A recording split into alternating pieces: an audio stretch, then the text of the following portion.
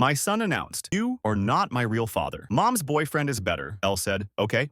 Hey everyone, before we jump into today's video, I'd like to ask for a quick favor. We've noticed the channel's been losing a bit of traction, and your subscription can make all the difference. It's quick, free, and really helps us keep bringing you awesome content. Your support means the world to us. Let's grow this channel together. Thank you so much. Now, let's get into the video. I, 43 million, raised my son, Marcus, 17 million, alone since he was 8. His mother, Veronica, left us for some guy she met at her gym. Didn't want custody, just wanted her freedom. Cool, whatever. I rebuilt our lives for 9 years. I busted my ass. Private school at Westfield Academy, $32,000 a year. BMW 3 Series for his 16th birthday. Gaming PC that cost more than some people's rent. Summer camps, tutors, you name it. Not because I'm rich. I'm a construction project manager. I just prioritized him over everything. 3 weeks ago, Veronica suddenly wants back in Marcus's life. Shows up with her boyfriend Dante, personal trainer, drives a leased Maserati. You know the type. Marcus starts spending weekends there. Fine. He deserves to know his mom. Last Sunday, Marcus comes home and drops this. I've been thinking, you're not really my father. Like, not my real father. Dante gets me better. Mom says I can live there full-time after I turn 18. He's gonna help me become an influencer. I just stare at him. I'm not your real father. You know what I mean? Biologically, yeah, but Dante's more of a father figure. He doesn't lecture me about grades in college. He actually supports my dreams. Your dreams of being an influencer. See, you're doing it right now. This dismissive Dante says I have natural charisma. I nodded slowly. Okay. If I'm not your real father, then I have no real obligations. I'll stop the private school payments tomorrow. Your car is going back to the dealer since it's in my name. Your college fund? Well, that's for my son. And apparently, that's not you. The color drained from his face. Dad, wait. It's Marcus, I corrected. Or sir, since I'm not your real father. That was Sunday. By Wednesday, I had hit every possible fan. Let me update y'all on the spectacular meltdown happening. Monday morning, I called Westfield Academy, explained I was withdrawing financial support effective immediately. They gave Marcus 5 days to find alternative funding or he's out. Then I listed the BMW on Carvana. Got $28,000. Decent for a year-old car. Monday afternoon, Marcus comes home sobbing, full-on ugly crying. Dad, the school called me to the office. They said you're not paying anymore. I have SATs next month. I can't switch schools now. Talk to your real father figure about it. This is insane. You're ruining my life over one comment. One comment. You said I'm not your real father. Real fathers pay for school. I'm just some dude who fed and housed you for 9 years, right? Tuesday, Veronica starts blowing up my phone. 47 texts. Here are some highlights. WTF is wrong with you? You can't just abandon your son. This is emotional abuse. Dante's lawyer cousin says this is illegal. Marcus is traumatized. I responded once. He has a real father figure now. Ask Dante to cover it. Wednesday morning, Veronica shows up at my work. Security had to escort her out. She's screaming about lawsuits, about how I'm destroying Marcus's future, how Dante can't afford private school because he's building his business. My boss, Jim, watched the whole thing, then said, "That your ex?" I nodded. He just patted my shoulder and said, "Stand your ground, brother." Wednesday night, Marcus tried a different approach. Cooked dinner for the first time in 2 years, cleaned his room, then sat me down for a heart-to-heart. Dad, I'm sorry. I didn't mean what I said. I was just exploring my relationship with Mom. You're my real dad. You've always been there.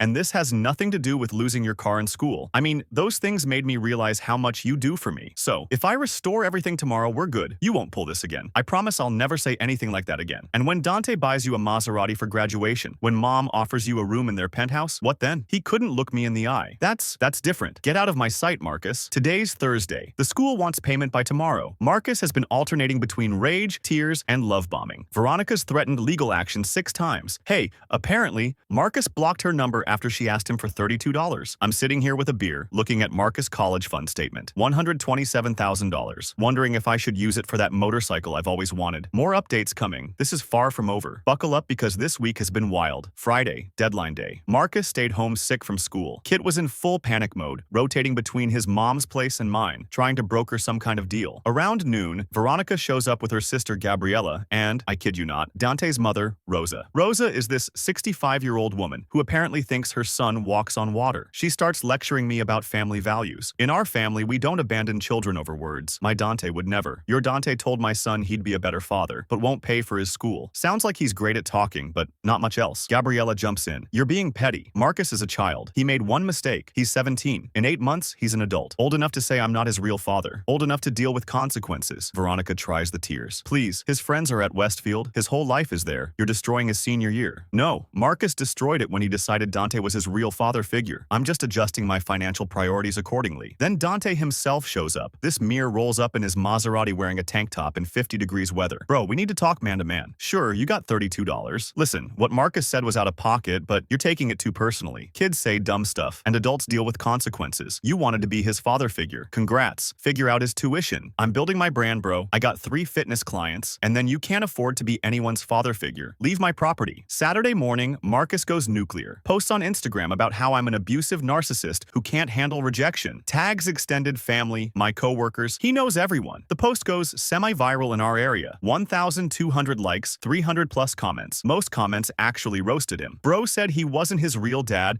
and expected the bank to stay open. Hall of Fame. Team Dad. Kid thought he was slick, but Veronica's friends and family came out swinging. My phone was blowing up with messages calling me heartless, saying I'm traumatizing a child, that I should be ashamed. My brother Carlos texts, saw Marcus post. Want me to comment? Me? Nah, let him cook. Update. BTW, I'm unfollowing him. He's an ungrateful punk. Sunday, yesterday, the real comedy begins. Marcus gets officially withdrawn from Westfield, has to enroll in public school for senior year. It's actually a decent school, but to him, it's like being sent to prison. He barges into my room at 7 a.m. I have to go to Jefferson High. Do you know what kids from Westfield called Jefferson? Juvenile Hall High. Sounds like a personal problem. I won't get into Columbia now. My whole academic record is ruined. Talk to Dante. Maybe he knows someone in admissions. Stop saying that. You're my father? Nah, I'm just some guy you're biologically related to. Your words. But here's where it gets really good. Sunday afternoon, I get a call from my lawyer friend, Teeth. Veronica actually tried to file some kind of emergency custody modification, claiming I'm financially abusing Marcus. Keith's laughing his ass off. She wants the court to force you to pay private school tuition. Judge looked at the filing and said, "Ma'am, your son is 17 and private school isn't a necessity." Case dismissed. Last night around 11 p.m., Marcus leaves a note under my door. Dad, I messed up. I know I messed up. Mom and Dante have been filling my head with stuff about how you're holding me back, how you're too strict, how I could be more without your rules. I believe them because I'm an idiot. I see now that Dante can't even afford his own car lease. Mom lives in a 1-bedroom apartment. They sold me dreams they can't afford. I'm not asking for Westfield back. I know that bridge is burned. I'm just asking for you to be my dad again. The real one. The only one. Marcus. I kept the note. Still thinking about my response. This morning, Veronica sent one final text. You won. Hope you're happy. Marcus cried all night. I responded, I didn't win anything. I just stopped losing. We'll update after I figure out how to handle the note. Your boy needs another beer. Update 3 last update. And holy hell, what a ride. So, after the note, I let Marcus stew for a couple days. Kid was walking around like a ghost, barely eating, coming straight home from his new school. No Instagram posts, even cleaned the kitchen without being asked. That's when I knew he was desperate. Wednesday, I finally sat him down. Let's talk about your note. He immediately starts crying. Not the manipulative tears from before, real ugly snot bubble crying. Dad,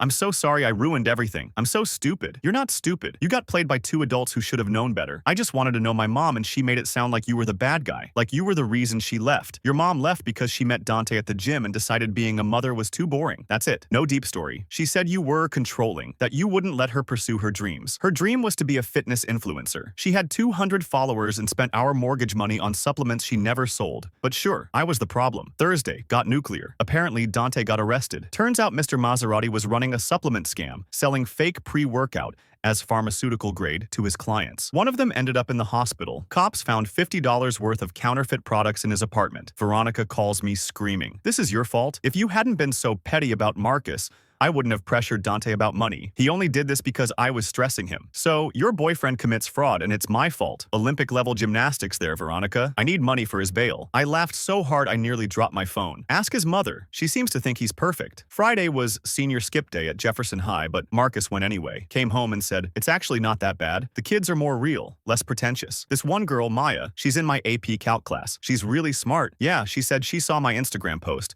Told me I was an entitled who deserved what I got. Sounds like a smart girl. I think I like her. Focus on graduation first, Romeo. Saturday, the doorbell rings at 8 a.m. It's Rosa, Dante's mom, and Gabriella, Veronica's sister, with Veronica. They want to make peace. I'm standing there in boxers and a robe, coffee in hand, already over this. Rosa starts. My son is in jail because of this situation. You've destroyed 2 families. Your son is in jail because he's a criminal. That's on him. Marcus needs stability. You should at least give him his car back. I'll buy him a used Honda when he graduates. If he graduates with over a 3.5 GPA. Veronica looking like she has hasn't slept in days. Please, I know I messed up. I know I said horrible things, but Marcus shouldn't suffer because I'm an idiot. You're right, he shouldn't. That's why he suffered, because he's an idiot. He made his choice. He's a child who's about to be an adult. Better he learns now that words have consequences. They left after more screaming. Veronica's now living with Gabriella since Dandy's apartment is a crime scene. Poetic. Sunday. Yesterday, Marcus and I went to get his stuff from Westfield. Kid was obviously embarrassed, but he handled it. His ex-girlfriend Brittany actually stopped him to say, "I heard what happened. You kind of deserved it, but I'm sorry it went down like that." On the drive home, Marcus says, "Dad, I've been thinking about college. Yeah? I don't think Columbia is realistic anymore. Even with my grades, Westfield was my edge, but Jefferson has a good engineering program partnership with State. Maybe I could do 2 years at community, then transfer. I nearly crashed the car. You're considering community college?" "Yeah, Maya's doing it. Says it's smart financially. Her parents make good money but have 3 kids. She's paying her own way. This Maya sounds like good people. Can I still use my college fund for State or community? That money is for your education. Always was. But you're getting a job this summer and you're paying for your own gas and insurance when you get that Honda." "Deal, Dad. Are we good?" "We're getting there, kid. We're getting there." This morning, I woke up to Marcus making breakfast. Eggs were runny and bacon was burnt, but he tried. He's at school now, probably trying to impress this Maya girl with his newfound humility. Veronica's been quiet since Dante's bail was denied. Apparently, he's looking at 3 to 5 years. She posted some cryptic stuff about knowing who your real friends are and rising from the ashes. Sure, January. As for me, I'm looking at motorcycles this weekend. Not going to buy one. That college fund is still for Marcus. But a man can dream. To everyone who said I went too far,